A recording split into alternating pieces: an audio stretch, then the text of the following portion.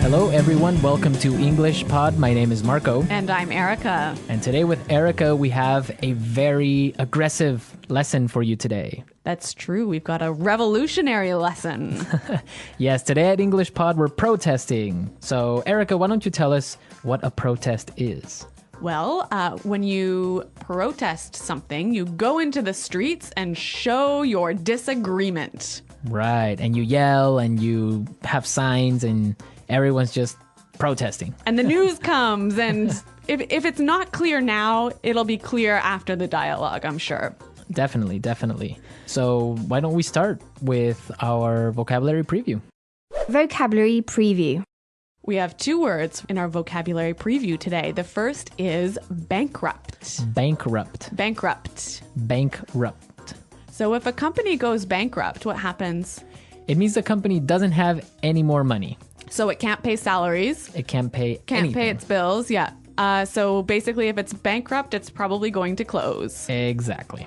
Okay, our second word today is bailout. Bailout. Bailout. Bailout. B-A-I-L, bailout. So a bailout is when the government gives money to a company that is about to go bankrupt. That's true. It's emergency money that will help save the company. Well, these two words are taken directly from our dialogue. And in today's dialogue, we're going to bring you live to a newscast. Right, so why don't we just listen to the dialogue?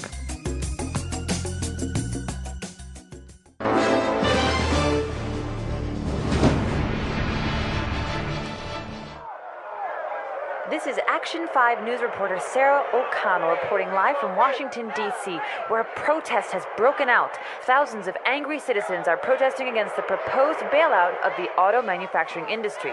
Sir, Sarah O'Connell, Channel 5 News, can you tell us what's happening? Yeah, we're here because we feel this is an injustice.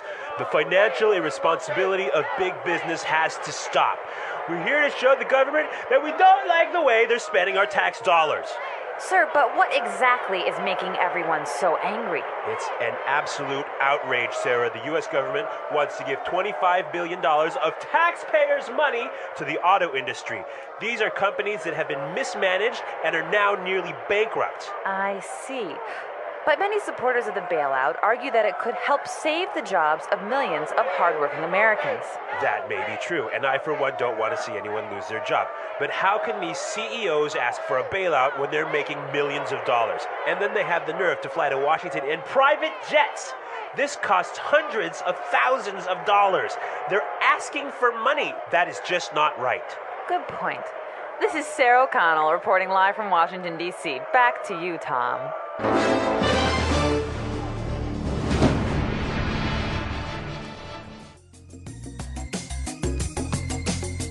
Wow, these people are really angry. I think they're furious.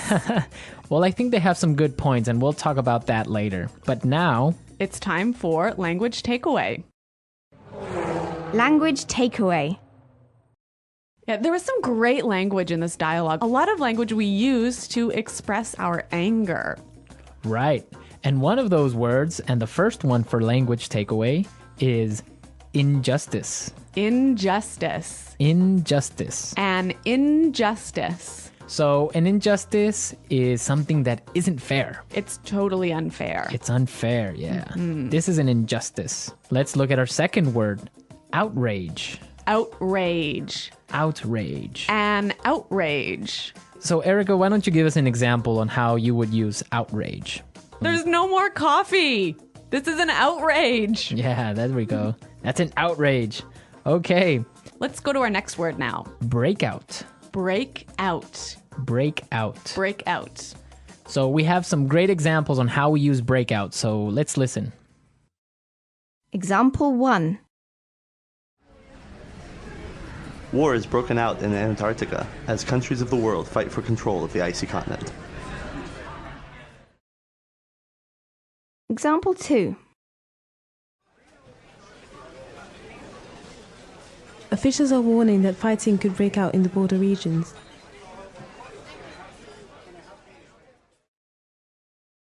Example 3. A forest fire broke out last night. Well, this is a wonderful phrasal verb that means... To begin suddenly. Okay, so I think that's pretty clear. Yep. Yeah. Break out. Let's go to our next word now. Mismanaged. Mismanaged. Mismanaged. So when something is mismanaged, it's Not managed properly. managed poorly. Poorly, right. Yeah. Our final word today is Have the nerve to. have the nerve to. Have the nerve to. I think this one also is a little bit difficult to understand. Yeah, but we have some great examples prepared for you, so let's listen to them. Example 1. I've been in love with you since the 3rd grade, but I didn't have the nerve to tell you. Example 2. I don't believe it. You have the nerve to ask me for money when you know I've just lost my job. Example 3. What? You have the nerve to bring your new girlfriend to visit my mother. So have the nerve to is like dare to do something, right? Yeah, how dare you? Yeah. Have the nerve to. It's like, I can't believe you would do that. Yeah, I think that's quite clear. Mm-hmm. Yeah. Okay. A lot of great words in our dialogue today. And also, we have some really interesting grammar in today's dialogue. Right, so today, let's look at some grammar breakdown. Grammar breakdown. In this section, grammar breakdown, we show you a particular grammar structure and explain a little bit about how that structure affects meaning. So it's not really about getting the grammar perfectly right. It's about understanding the meaning. Right. And in today's lesson, we saw some really great examples on how we use the present perfect tense. Let's listen to an example from the dialogue. Where a protest has broken out. Where a protest has broken out. See the verb here, break out, like a protest has broken out, happened in the past, right? Right. And it's still going on now. Exactly. So present perfect is used when we're talking about an event that happened in the past and is continuing on now. Exactly. Or is continuing to affect now. Exactly. Okay, I think that's pretty clear. Yeah, but now if you want to indicate or if you want to demonstrate that the action has finished, the event is over, then you would say it like this. A protest broke out. A protest broke out. In this form, you see that the protest is over. It happened yesterday already. Right, and I think it's really emphasizing the fact that it is no longer affecting the present moment. Exactly. So remember the difference between present perfect and simple past. Now, if you want to know more about these tenses, present perfect and simple past, be sure to go to our website at englishpod.com. In the grammar section, you can find some more great examples and a really clear explanation on how these tenses are formed. But now we are ready to listen to our dialogue a second time.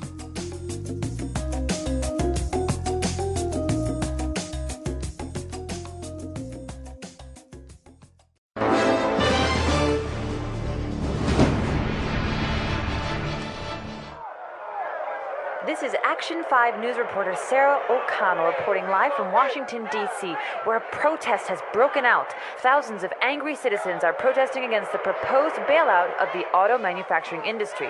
Sir, Sarah O'Connell, Channel 5 News, can you tell us what's happening? Yeah, we're here because we feel this is an injustice. The financial irresponsibility of big business has to stop. We're here to show the government that we don't like the way they're spending our tax dollars. Sir, but what exactly is making everyone so angry? It's an absolute outrage, Sarah. The U.S. government wants to give $25 billion of taxpayers' money to the auto industry. These are companies that have been mismanaged and are now nearly bankrupt. I see. But many supporters of the bailout argue that it could help save the jobs of millions of hardworking Americans. That may be true, and I, for one, don't want to see anyone lose their job. But how can these CEOs ask for a bailout when they're making millions of dollars? And then they have the nerve to fly to Washington in private jets. This costs hundreds of thousands of dollars. They're asking for money. That is just not right. Good point. This is Sarah O'Connell reporting live from Washington, D.C. Back to you, Tom.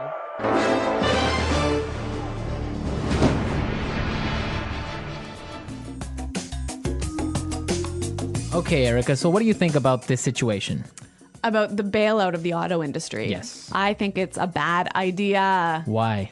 There's so many reasons. I mean, I don't think it's fair for us as taxpayers. Well, I guess I'm not really an American taxpayer, but I don't think it's fair for the taxpayers to have to pay for the mismanagement of these companies. I mean, they've got so much debt. They've produced cars that nobody really wants to buy, and now they're in trouble, and it's not our money that should be spent on saving them.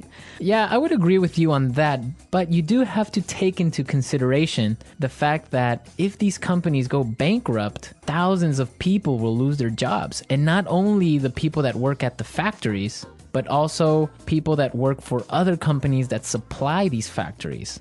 Yeah, I mean, I see what you're saying, Marco, but at the same time, we can't support an industry that isn't working properly. I mean, if one of these companies goes bankrupt, it's going to be terrible, but it will force the other two companies, perhaps, to manage themselves better, to streamline and become more efficient. I just think it will be better in the future. Well, it could be, but also maybe all three companies can go bankrupt. It would be sad because the American auto industry is a symbol of prosperity. Yeah. It's also the symbol of like the American culture in general. I guess that's true. So it would be a shame for it to go bankrupt because everyone owns a car in the United States, or most people, and it's just something that we can't lose. But it is an interesting topic, and we also want to know your opinions about this. Yeah, listeners, please come to our website at englishpod.com and tell us what you think about this bailout and about this lesson. On the website, we'll post a link to the news article where you can read a little bit more about this because this is actually going on now. That's true. Well, everyone, thanks for listening, and until next time, goodbye. Bye.